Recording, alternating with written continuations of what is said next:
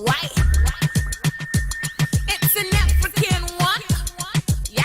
It's an area for people that like never do well, like people that are violent and people that like everybody else in the rest of Accra. But I'm being a foreigner. That stereotype like had been ingrained in my mind, yeah. And but walking into this room and first and foremost meeting the team that put this together, guys.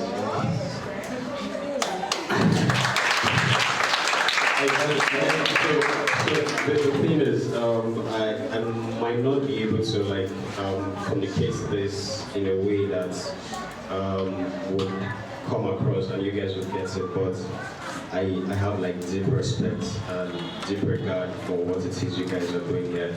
I remember the names that I picked up, Mike, Isaac, John and Oliver already know. Like, thank you guys very, very much.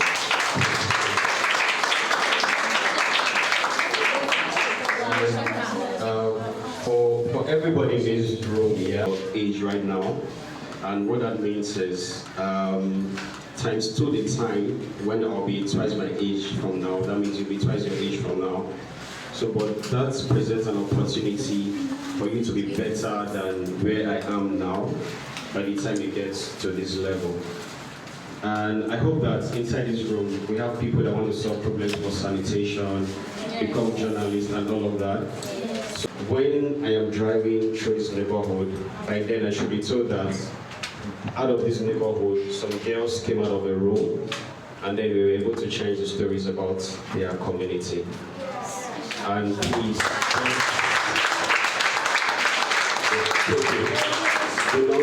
do not think anything else, anything you do in this room for granted. I know you may have your problems and your challenges that you face once you walk out of that door, that the facilitators may not be able to help you fix. But the moment you walk in through that door, like you should just drop them outside, be here, be present, work with them.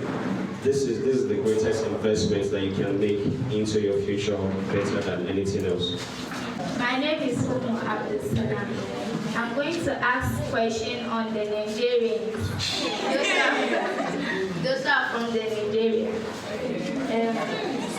I know that at that country there was no peace. And how did they manage to become a website or developer, or and some of them are like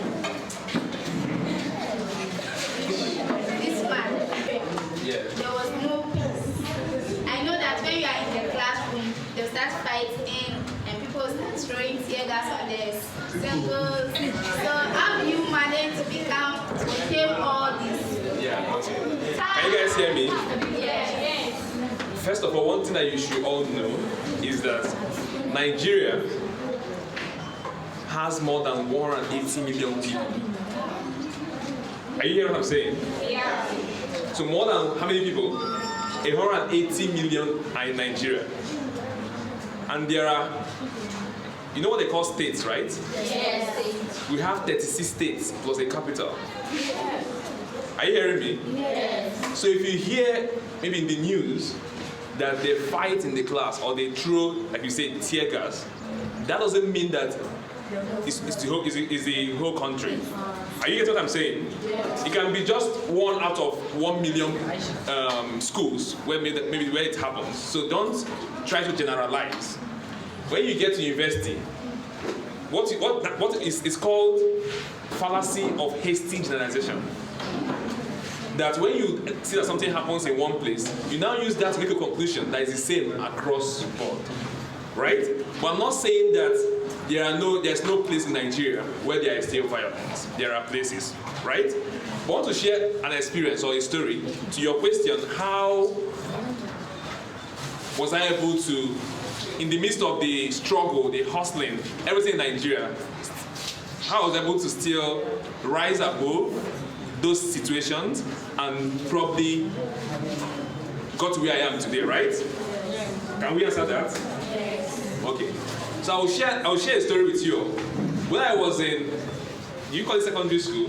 Yes. When I was in secondary school, I went to a military school. You know what a military school is, right? Yes. That's where, like a military school. Yeah, soldiers, yeah. So that's where I went to school. And in my first year, that's JSSS 1, Junior Secondary School 1, right? Yes. Okay, when I applied to that school, I did not get in through the school's merit list. What does that mean? That when we wrote the exam, right? The school, maybe they say that we will take 100 people. I didn't make that list. Do you understand? Yes. So the school now said, okay, we have taken the first 100. Maybe some people did not resume. Maybe some people maybe say, okay, maybe because they got better schools, right? And there were a few open slots. So they now said, okay, since there are few some open slots, let's take some extra people as in our supplementary list. That let's consider people maybe in the backup, maybe just to help fill the 100, right? Because some people did not make it. That's how I entered secondary school. We're in a class like you, in one place. Everybody in JSS1, we were in one place. And I remember vividly, we were making noise in the class. We were all shouting. People were like, it was like a time for study, and we were all making noise. And one of the soldiers came into our class and said, all of you, get under your desk. All of you, go under the table. And we all went to what? We went under the table, right? So we're like, how you have this? You can't go under this table. So we all went under the table. I was still super new. I was still my first few weeks in school. And I remember she now said something. This is my point, try to get it. She now said, okay, that she doesn't think that all of us were making noise in that class. That she thinks that those that came in through that supplementary list, they are the ones that make noise in the class. And when she said that, I almost cried. And she actually said, if you came in through the merit list, stand up and sit down and continue reading. Meanwhile, if you're on the supplementary list, continue, stand under the table. And that's how I remained under the table. But that day I told myself once, I told myself that no matter what it takes, I must do well. No matter what it takes, I must do well to be better. I must do well to study my book. I must do well to succeed. I must do well to be successful, right? And it stuck with me. That I can't forget the story till today. I'm not saying that that's the only moment I've had in my life. But I'm saying that this is one example I can relate with, that I'm sharing with you that, in a way, helped me rise above that particular challenge. And I can tell you the truth. I finished from my secondary school. I was not the first in class, but I went to a good university as well because I read my books to pass my examination, right? So my point here is that those little things that you do, when they tell you, come for a class like this and write these things, instead of trying to make noise or try to maybe distract other people, focus on it and do it well. There's no way you would be better, right? So I'll stop there, but this is an example of how you can rise above some of these situations that you face in your community or even in your class. Does that make sense? Yes.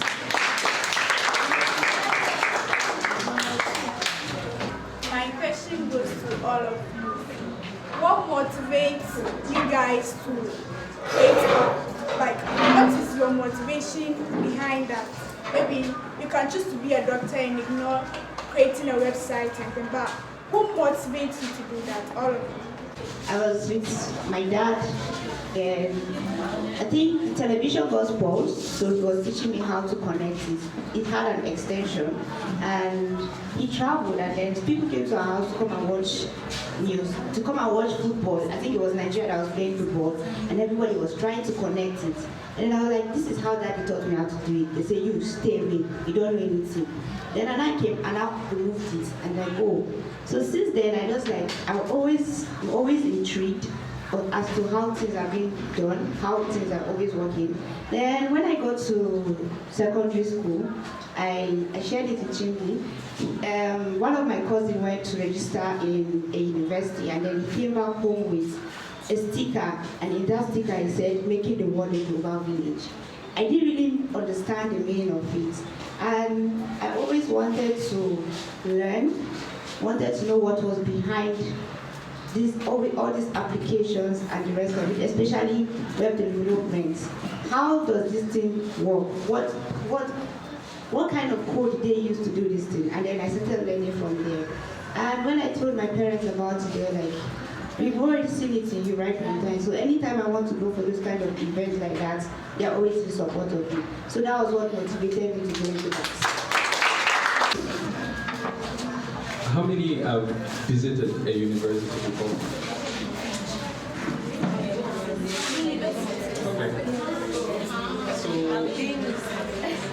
So for me, I was a student at the Copperbelt University back home in Zambia. So the university had a library, and library has so many books, and you don't know whether they have it or whether they don't have it. So imagine I was staying outside of the university.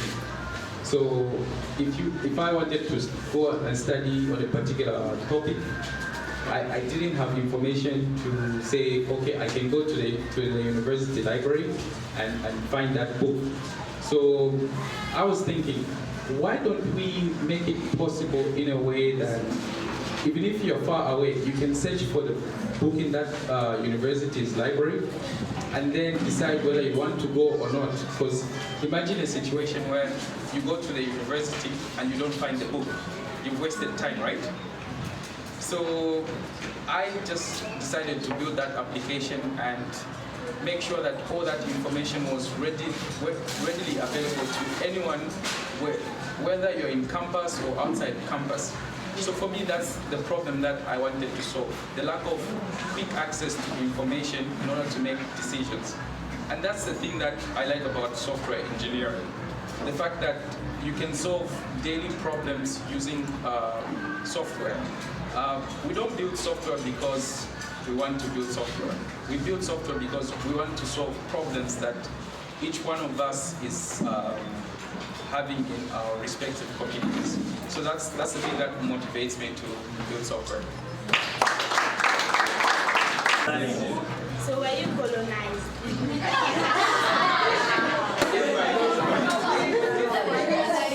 What's the personal observation? I can't say your name. Oh, okay. What do you mean by was my country colonized? Can you tell us more? Explain. Were you maltreated?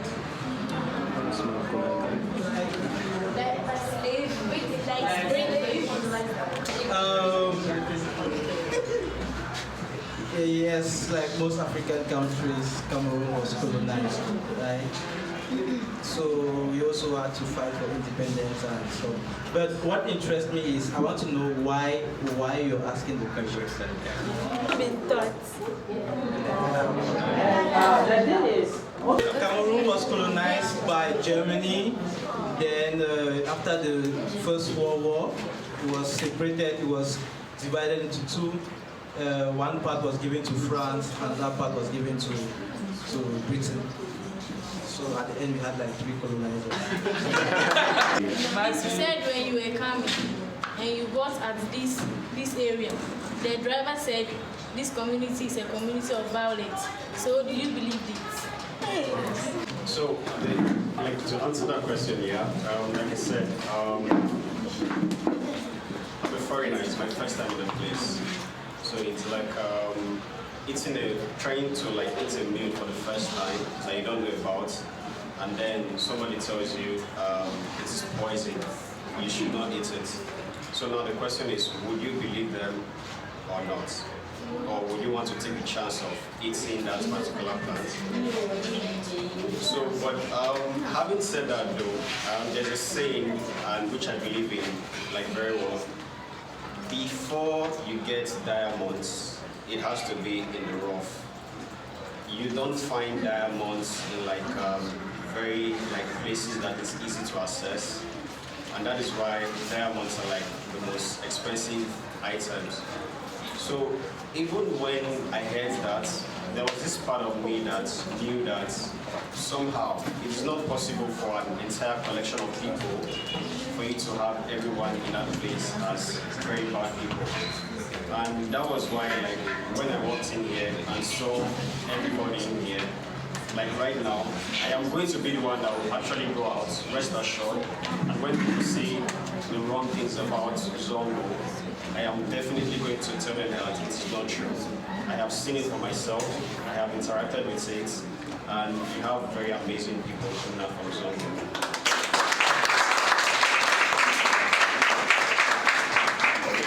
What are the challenges that you face? That you face when you were young, and even as now, what are the things that you face? And the second question is, who are your role models?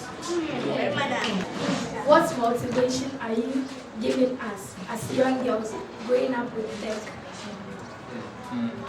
About created using the ATM, or you guys said you are software engineers, so what are you? Being software engineers, what do you intend to do for your country? So I'm going to answer the question on challenges. Yeah. So when I was starting out, I started programming in high school, but I came across a computer first time when I was 10 years old. So after high school, I was interested in programming because I had learned a little programming in high school.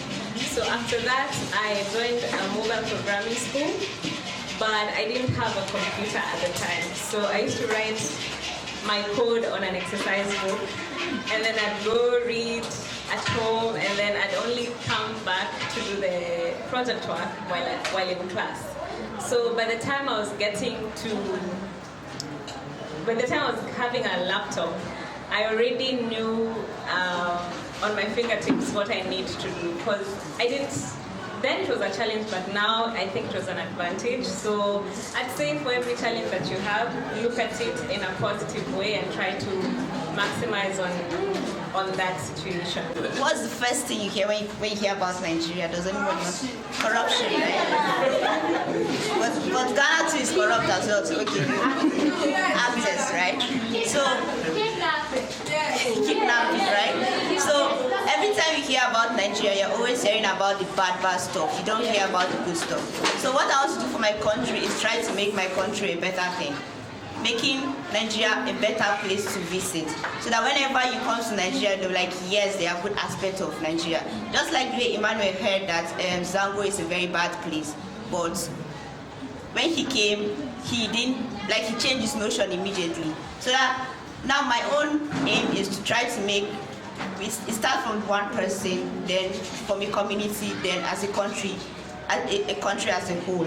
So my own aim now is try to make Nigeria a better place, try to put Nigeria on the map as a good person, as a better place. So that's what my own is. And what my motivation for you guys is, you guys are coming to the male-dominated aspect of professions, whereby you see one girl in the midst of 20 people. You see, we are just 3 here and then there are 5 guys here. So that's how it is, but do not let that discourage you. There's a saying that says what a girl can do, what a guy can do, a woman can do much better. We are very good at multitasking, right? You can be cooking, taking care of a child, and also be doing your profession at the same time too. So do not let anyone pull you down. It's going to be very difficult, trying to, change your parents' mind. And they were like, okay, if you want to come for this thing, you have to wash plates, you have to take care of the house. But whatever you set your mind to do, I know you guys can do it very well. Am I right? Yes. So it's your motivation. Like anytime I go home and I want to prepare for anything at all, for a tech event, my mom knows that I wake up very, very early. If it's tech aspect, I can wake up as early as 4 o'clock, take care of the house, do everything, cook beans. That used to take long to done. I prepare everything, and once it's 8 o'clock, I don't waste time. They know that one. So if you set your mind to do something, I believe that all of you can do it very well. And kudos to all of you. Thank you.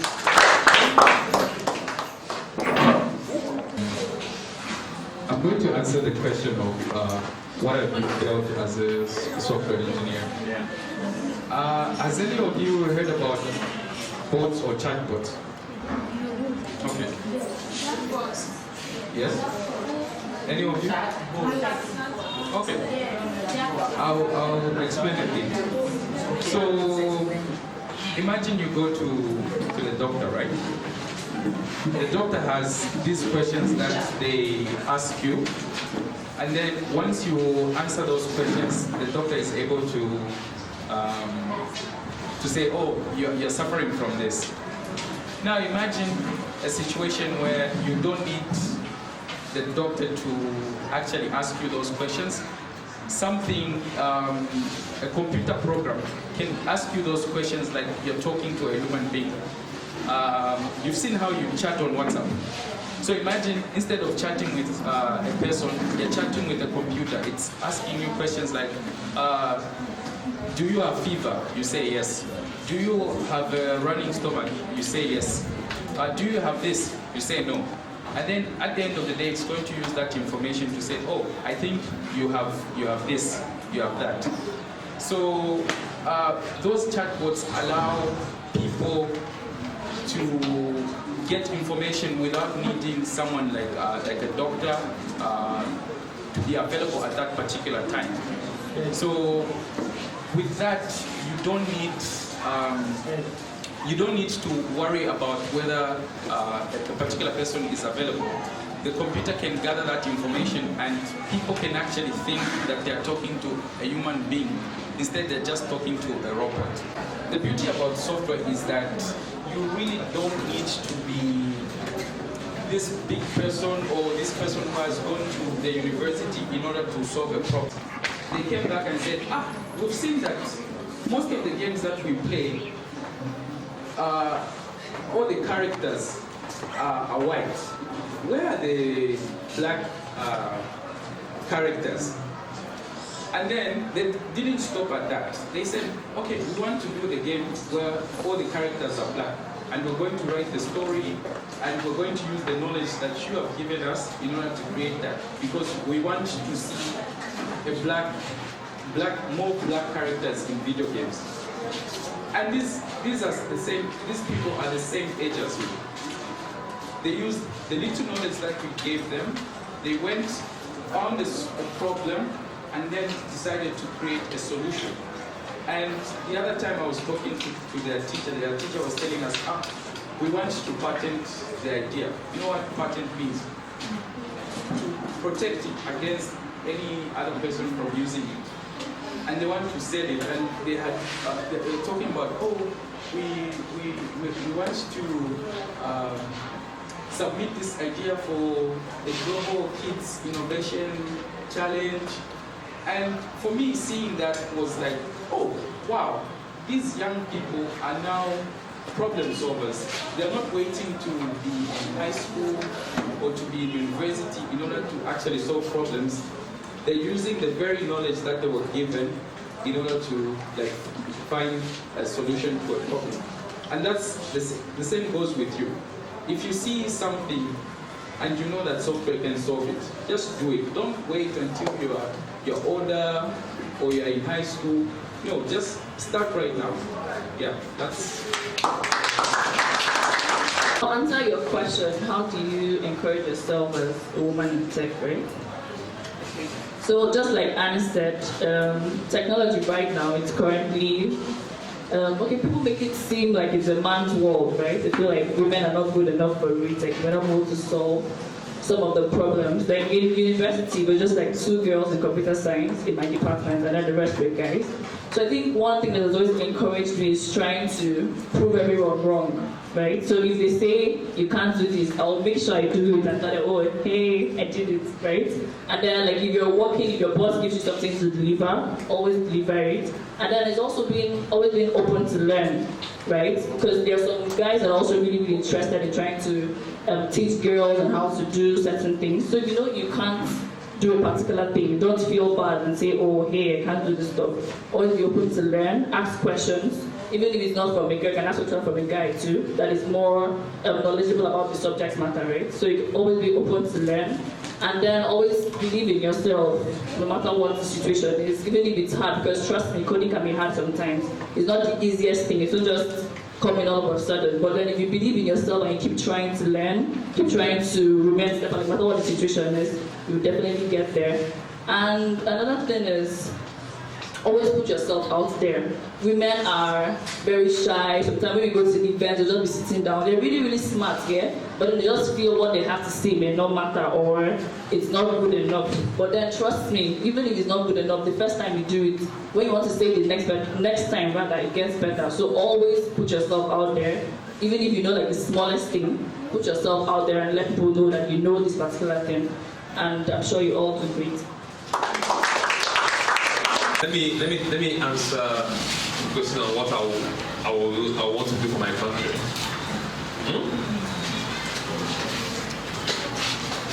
I will start by saying, let me ask this question first. Which country do you dream of visiting or going to? Look at them, raise up your hand. Which country do you want to go to in your life that you have been dreaming of going to? US, Canada, and Germany. US, Canada, so that's a good one. What? London and US. Awesome. That's United Kingdom and also US. Okay. Russia. Awesome. Why Russia? To learn IT. Learn IT. Okay. Dubai. Why do you want to go to Dubai? Sorry? It's nice. So you want to go to Russia because you want to learn IT, right? You want to go to Dubai because it's nice. Why do you want to go to London? Want to go to the university? Who else? One more person. France. Why France? You want to learn French. Awesome. Why don't you want to go to Cameroon and learn French? Okay, it's okay. So I want to make a point. And the point is this, right? She wants to go to Russia to learn IT. She wants to go to London to go to a better school, university.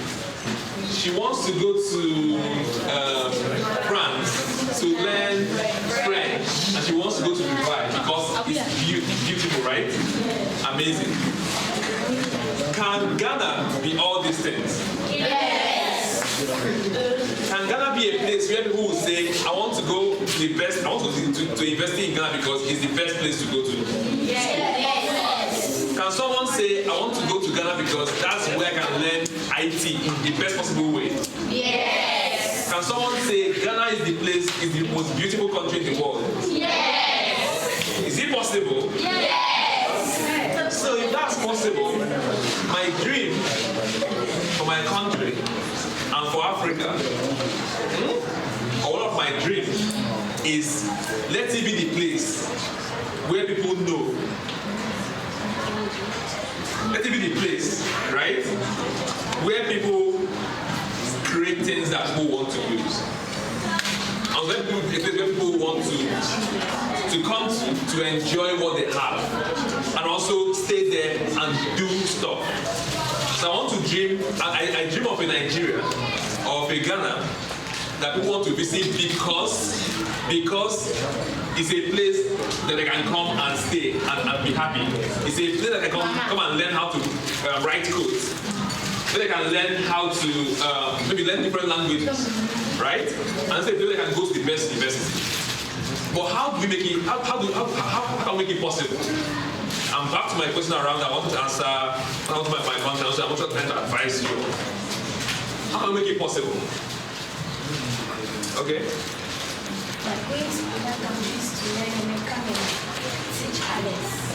That's brilliant.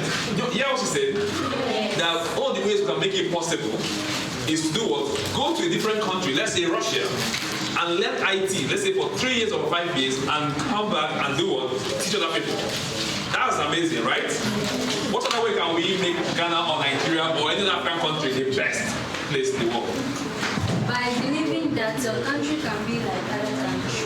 By believing. I like that word. Believe. You know that's a strong word. You know? Yes. You can't do anything without believing in that stuff, right? You can't be here if you think that you cannot write this code. True or false? In fact, you don't believe that you can cook, you can't cook. You don't believe that you can write code, you can't write code. You don't believe that you can go to school, you won't go to school. Yes, you will. First of all, sense of of what? Belief. If I say, if I don't believe I'm a man, or I don't believe you're a girl, you won't do anything at all. Because you don't even love yourself. So there's a sense of belief, purpose. That's very, very important. Right? So who else? One more. Let's take one more.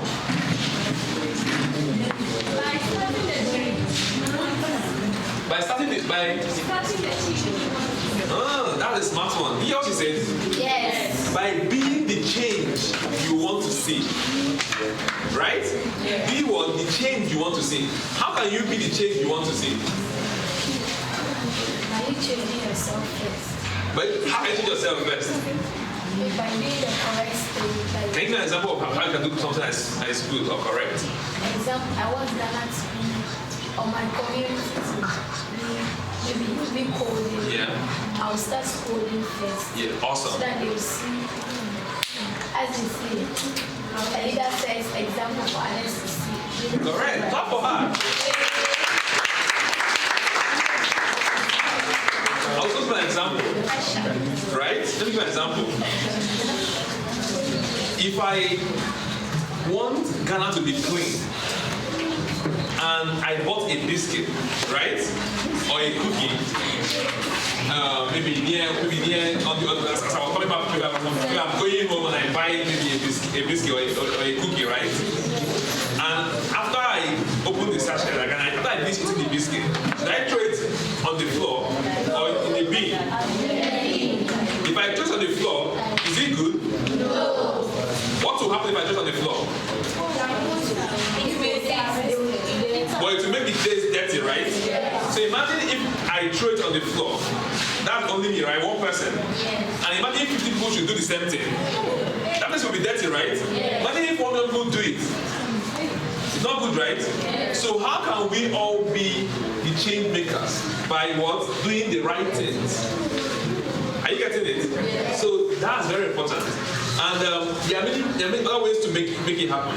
But I want to end by saying that we need to be more hardworking. Hard work is very important. There's a saying that says that perseverance breeds success. And challenging. So look at this place now. There's no light, right? Oh, sorry, there's no, maybe it's not on. There's no fan. Even though you can get fresh air, right? And also you want to even be in a place where it's amazing, right? You want to like be in better environments, right? Or even improve where you are, right? You want to do that. But yes, it's possible. But you need to also, I like what you say, believe. Be the change that bring the change that you want to see. Be the change you want to see, and also just continue being hardworking. Right? At home, I will give you an example. This coding you are doing, you might have other things that you will have to do at home that will make not to code. True or false? You have to go to school. You have to help your parents at home, right? And sometimes you might not have time to do these things. True or false? And how can you be hardworking? I'll give you an example. When I was in secondary school, I was, I don't know what you guys call it here. I was leader of my hostel. That what you call dormitory.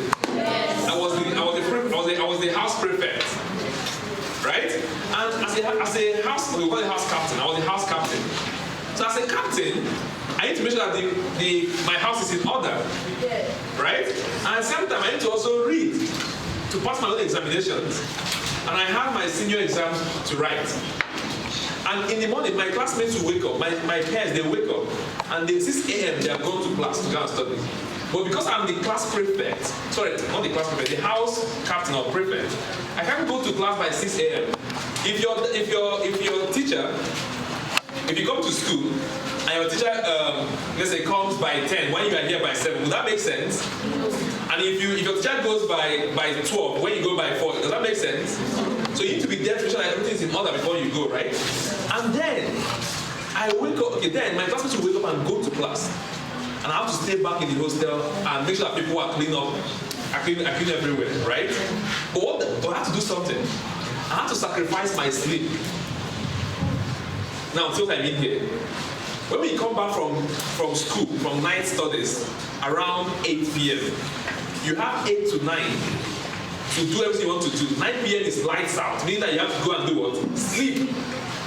So what I did was, when we come back by 8 p.m., instead of going to play with other people, I would tell my bunkmate, and I was a senior, so my junior, I'll tell him that whenever I sleep off, so I'll come back and try to sleep on time. Whenever I sleep off, make sure you wake me, let's say, by 10 p.m. when it's lights out, or 9 p.m. when it's lights out. So I try to go and sleep immediately, so I can wake up to study. And I kind of develop that pattern.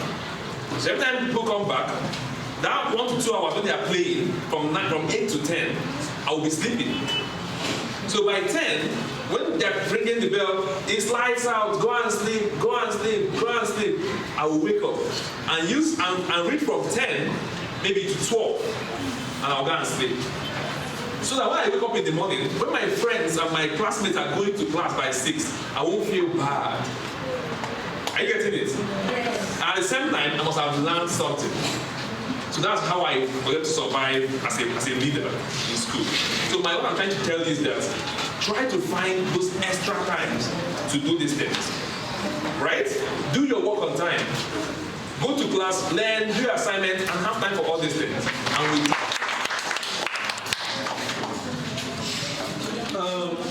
So I would like to address the question of what I want to do for my country, right? I'll first start with a small story of mine. So when I was about 15, 17,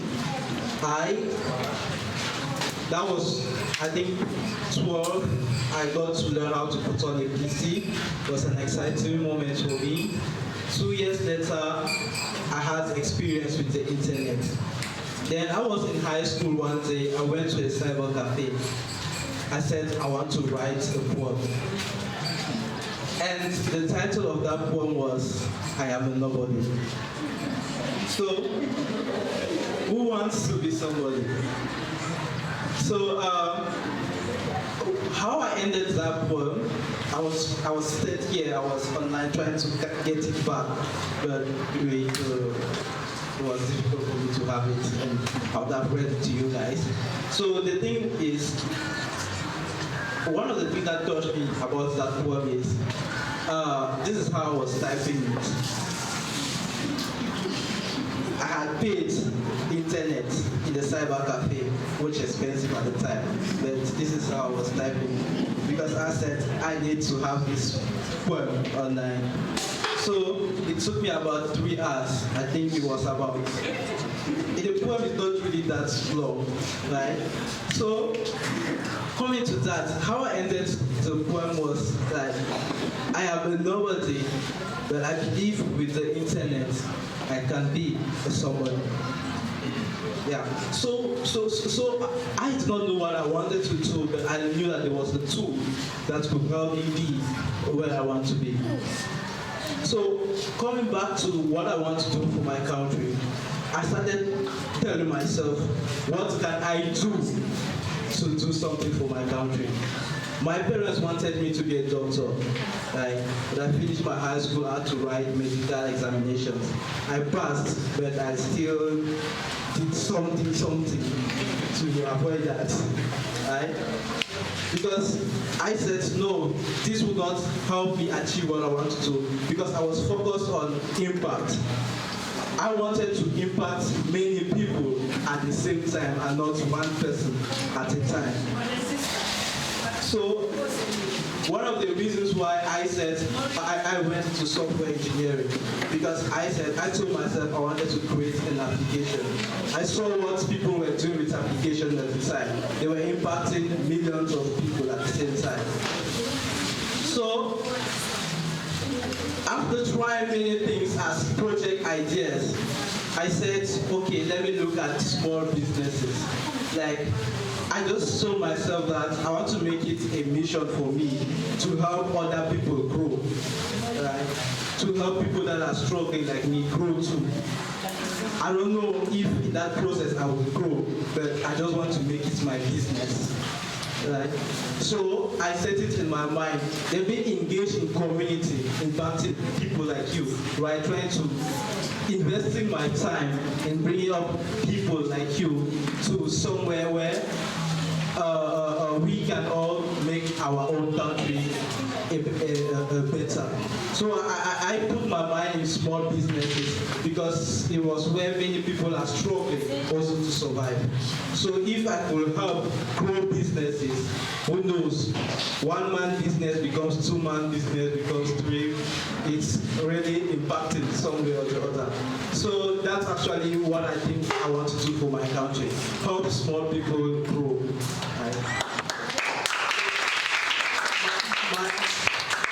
My only takeaway is focus on your values and not the interest.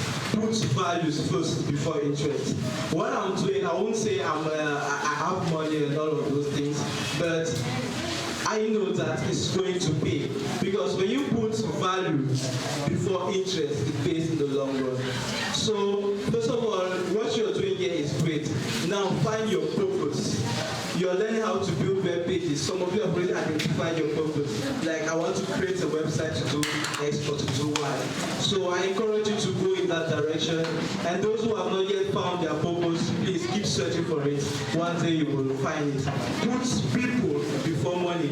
Put impact before your own interest. And you will see it will pay off. Thank you. Sorry guys, I don't have anything to say, but I'm just going to make this very quick. Can we all stand up please, like everybody in the room?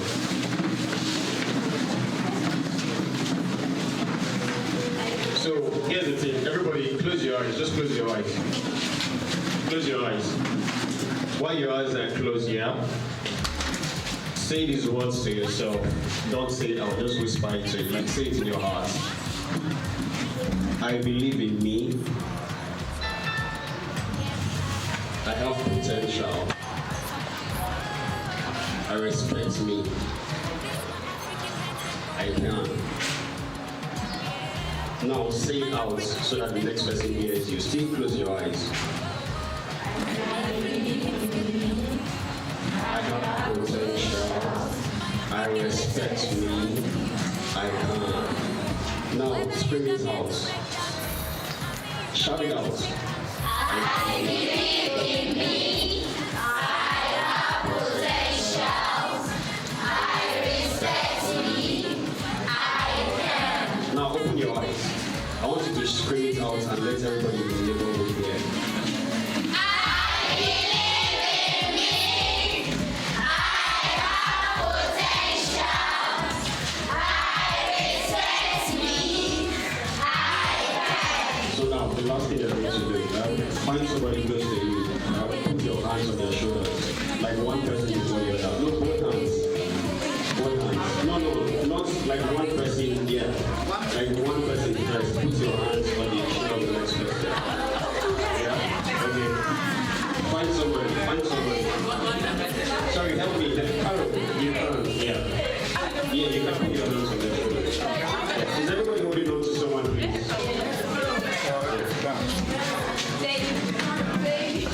Is everybody holding on to someone, please? Okay. Hold on, make sure you're holding. Is everybody holding on to someone? So you see the same words that you just said. You're going to look at the person in their eyes and we'll start slowly. The reason why you are doing this is to feed your. Look at that person. Whisper it, like whisper it. No, hold on. You're not saying it to yourself now. You're saying it. You tell the person, I believe in you. I see potential in you. I respect you. You can. So whisper it. No. Like you're not saying it at the same time. One person is saying it to the next person. Yeah. So whisper it.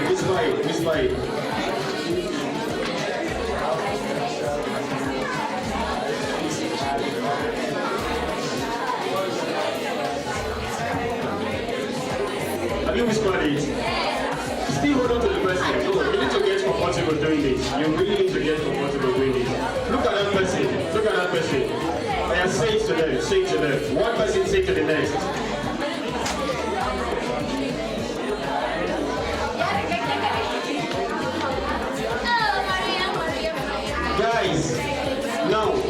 look at each other. I said, don't look at me. Look at the person. Look at that person in their eyes. So both of you say to each other.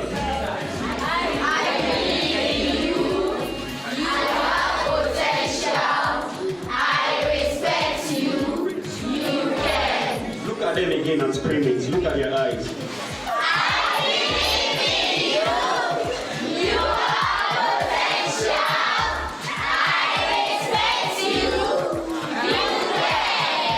A round of applause for yourself.